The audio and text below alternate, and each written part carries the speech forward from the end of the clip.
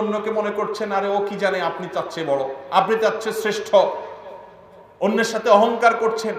আল্লাহ তাআলা একটু প্রভাব দিয়েছেন, পয়সা দিয়েছেন, ক্ষমতা দিয়েছেন, আপনি আর মানুষকে মানুষ মনে করছেন না, ধরাকে সরা জ্ঞান করছেন, আপনি নিজের অহংকারের মধ্যে হাবুডুবু খাচ্ছেন।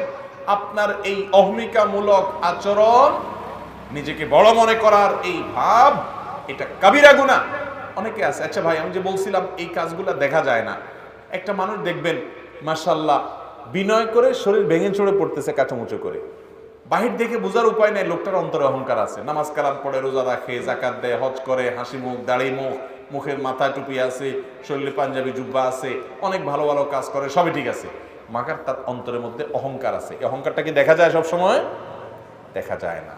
বসে হয়তো আপনি আমার সাথে কথাই বলতেছেন, আমি আপনার সাথে কথাই বলতেছি, কিন্তু কথা বলতে বলতে আমি মনে মনে বলতেছি এটা কি জানে, কি জানে, ও আমার চাইতে অনেক নিকৃষ্ট, আমি হচ্ছে